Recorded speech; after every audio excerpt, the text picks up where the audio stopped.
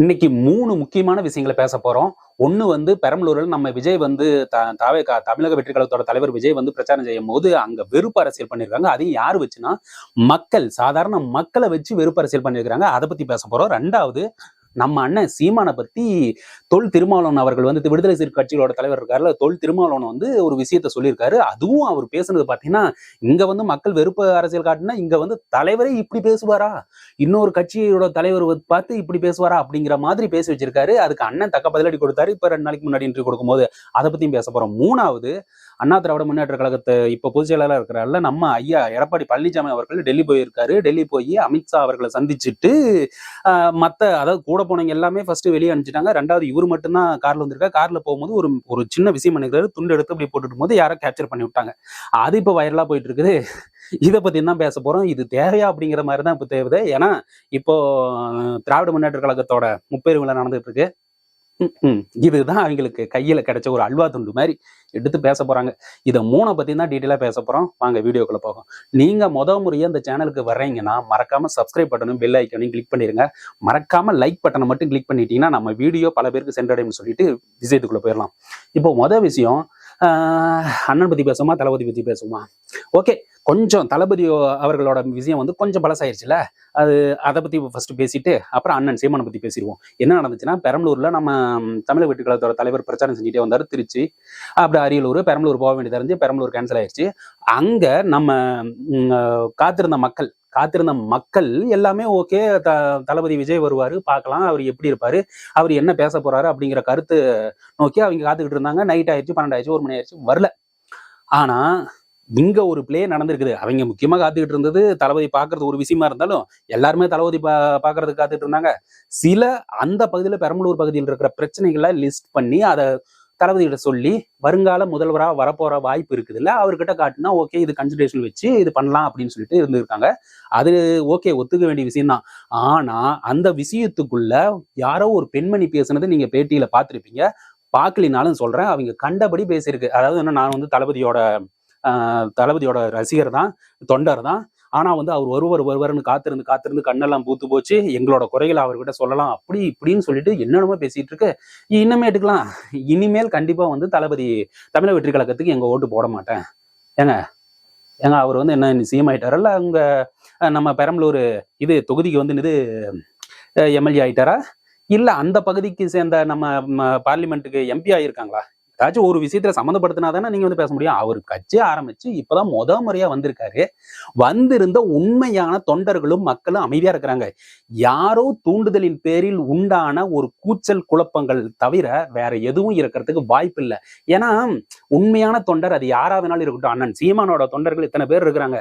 அவர் என்னென்ன விஷயம் வந்து விஜய் பத்தியும் சொல்றாங்க, அப்புறம் மத்த கட்சி பத்தியும் சொல்றாங்க. இதுக்குன்னு சொல்லிட்டு அவர் மேல வந்து குறை தொண்டர்கள், அதுக்கு உதாரணத்துக்கு நானே சொல்லலாம், தளபதிக்கு சப்போர்ட்டாவும் அண்ணன் சீமானுக்கு சப்போர்ட்டா இருக்கிறேன், அதுக்குன்னு தளபதி பேசுறாருன்னு சொல்லிட்டு அண்ணன் சீமான் திட்டிடுவோமா? இல்ல சீமான் அண்ணன் வந்து தளபதி பேசுறீங்களா என்ன சீமான் எப்படி திட்டிருந்தோம்? அதெல்லாம் கிடையாது. உண்மையான தொண்டர்கள், உண்மையா ரசிக்கிறீங்க, உண்மையா ஒருத்தர் மேல வச்சிருக்கிற பாசம் உள்ள மனிதர்கள் கண்டிப்பா காத்திருப்பார்கள்.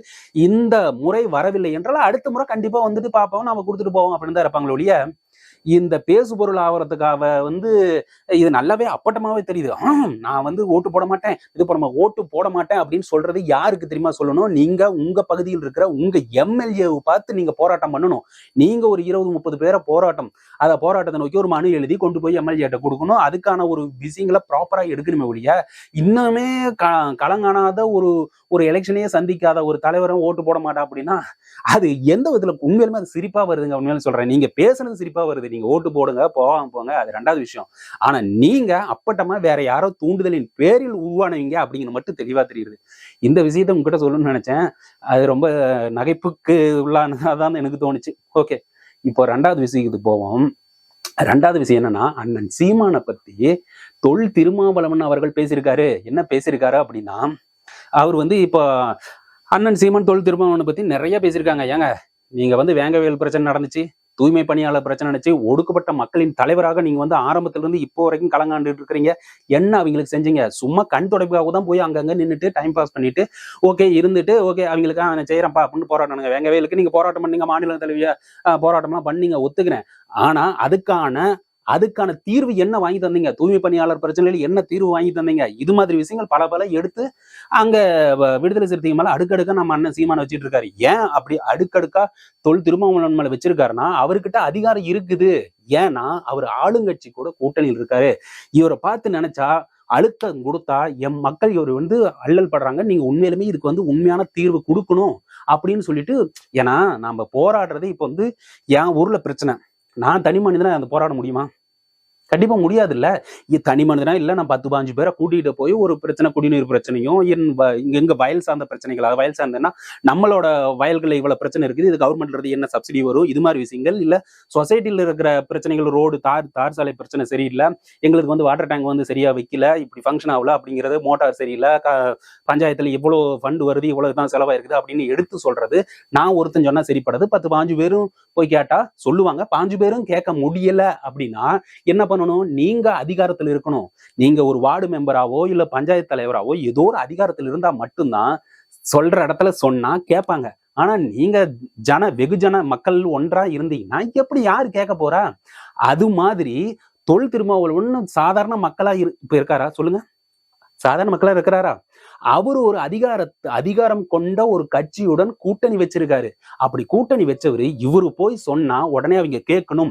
அப்படி கேட்க முடியாத பட்சத்துல கூட்டணியில இருந்து வெளியே போறேன். ஏன்னா நான் கட்சி தொடங்கினது எங்களோட ஒடுக்கப்பட்ட மக்களின் அல்லல் படுற நான் வந்ததே அதுக்காதயா, எங்க மக்களுக்காக, பழங்குடியின பட்டியலின சமுதாயத்தை உயர்த்தணும், அவங்களோட தரத்தை உயர்த்தணும் அப்படின்னு சொல்லி ஒரு வார்த்தையை சொல்லி அந்த மக்களோட ஓட்டை வாங்கி நீங்க இப்ப அதிகாரத்துல உட்கார்ந்துட்டு இருக்கிறீங்க.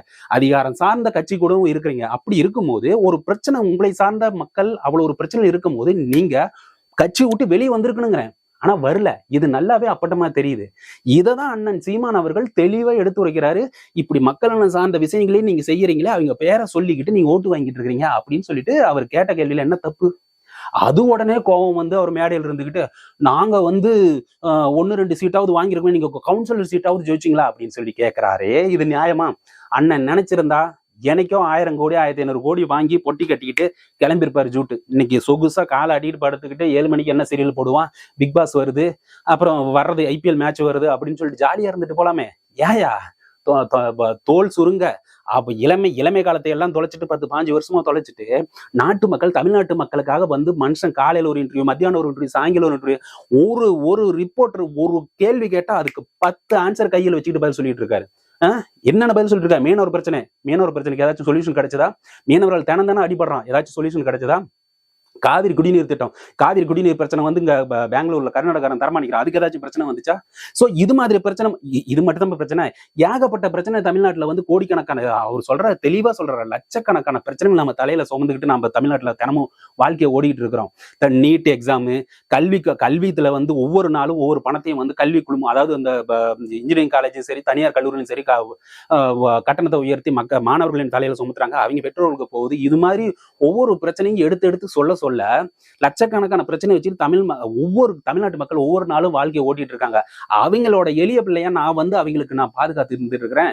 நீங்க உடனே நீங்க ஒரு அதிகார கட்சிகளோ ஒண்ணுமே பண்ண மாட்டேங்கிறீங்களே அப்படின்னு எடுத்து சொன்னோன்னே கோபம் வந்துருச்சு தொல் திருமாவளவனுக்கு. இததான் நான் சொல்றேன் ஆரம்பத்துல இருந்து.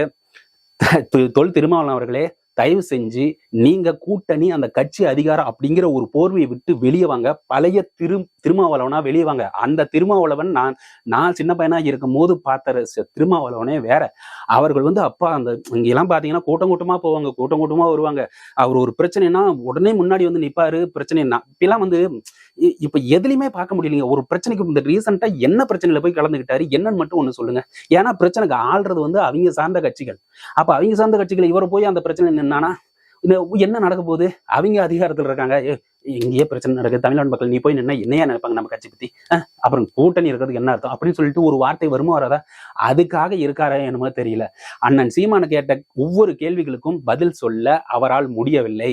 அவர் கேட்ட 1 சீட்டு 2 சீட்டு உங்களால கவுன்சில்ல ஜெயிக்க முடியாது அப்படின்னு சொன்னதுக்கான பதில் அட்டகாசமா அவர் திருப்பி அடிச்சிட்டாரு. நான் சீட்டு வாங்கல, நீங்க சொல்ற 20 நாடுகள் எதிர்த்து நின்ற தலைவன் என்னது பிரபாகரன், வழியில் வந்த தலைவன் நான் இந்த விலைக்கு அதாவது நீங்க கொடுக்குற அந்த காசை 1000-1500 கோடி கொடுத்துக்கிட்டு அதை வாங்கிட்டு நான் பின்னாடி போனா அதெல்லாம் எப்பயோ போயிருப்பேன். நான் வந்த வழி வேற, நீங்க வந்த வழி வேற. தமிழ் தேசியத்தை முன்னெடுத்து நான் முன்னாடி போயிட்டு இருக்கேன். அதனால தமிழ் தேசியத்துக்காக, தமிழ் இன மக்களுக்காக என்னைக்கும் நான் போராடிக்கிட்டு இருப்பேன். நாளைக்கு தோத்தாலும் எனக்கு லாஸ் கிடையாது.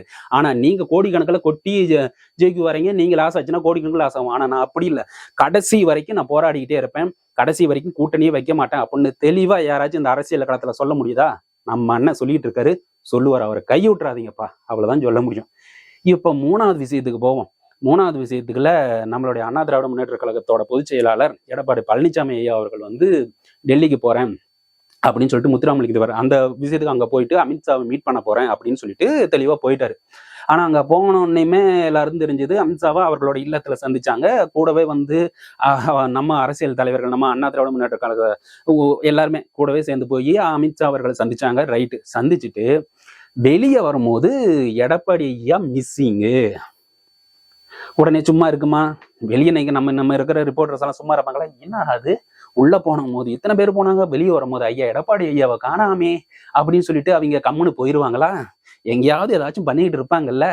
வரட்டும் என்ன பண்றாரு, என்ன கேள்வி, என்ன பேசிட்டு வரான்னு சொல்லிட்டு கேள்வியா அவர் வாயாலேயே புடுங்குவோம், கேள்வி கேட்டு பதில வாங்குவோம் அப்படின்னு சொல்லிட்டு.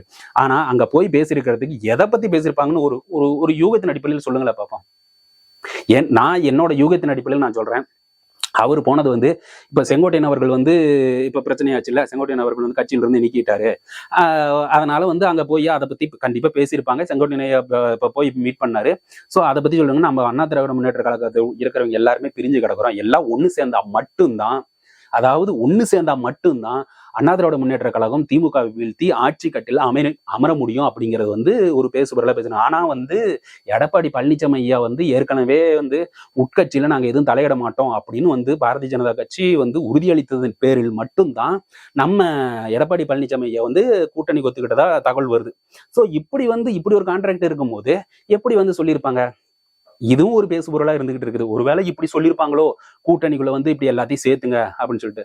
அது ஒரு விஷயம். 2வது, கூட்டணி கட்சியில தாவேக தலைவர் வந்து தமிழக வெற்றி கழகத்தோட தலைவர் விஜய வந்து உள்ள கூட்டிட்டு வரான்னு மிஸ் பண்ணிட்டீங்களே அப்படிங்கிற வார்த்தைகளும் உள்ள வந்திருக்கலாம். இது மாதிரி விஷயங்கள் நிறைய இருந்தது. அதே மாதிரி கூட்டணி விரிவாக்கம், அதான் சொன்னா இந்த கூட்டணி வந்து இவங்க மட்டும் கிடையாது, மற்ற கட்சிகள் எல்லாத்தையுமே ஒன்னொன்னா சேர்த்தி நம்ம பலம் பொருந்தே கட்சிகளா மாறணும் அப்படிங்கிற விஷயத்தை பத்தியும் பேசியிருக்கலாம்.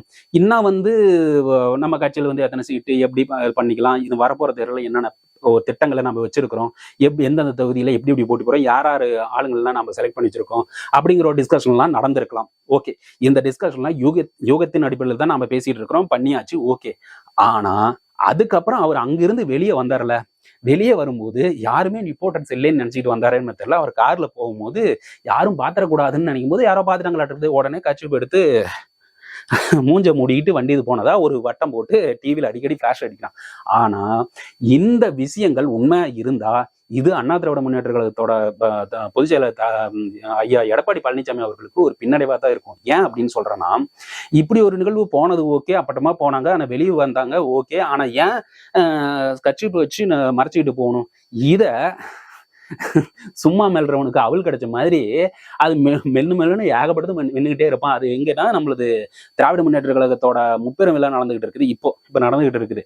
அங்க உறுதியா அந்த நியூஸ் போயிருக்கு. இன்னைக்கு பேசு பொருளா அந்த இடத்துல மேடையில ஸ்டாலின் ஐயா சொல்றதுக்கு வாய்ப்பு இருக்கு. இல்ல மேடை பேச்சாளர்கள் அங்க இருக்கிறாங்க பாத்தீங்களா, முக்கியமான அங்க இருக்கிற கட்சியினர் வந்து கண்டிப்பா பேசுறதுக்கு வாய்ப்பு இருக்கு. ஏன் இப்படி போகணும்? அவங்க ஒரு விஷயத்தை எடுத்து, நமக்கு தான் தெரியுமே அரசியல் வந்து ஒரு சின்ன ஒரு புள்ளி வச்சா போறோம், கோடு போட்டு வரைஞ்சு இதுதான் அப்படின்னு சொல்லிட்டு காது மூக்கு எல்லாம் வச்சிருவாங்களே.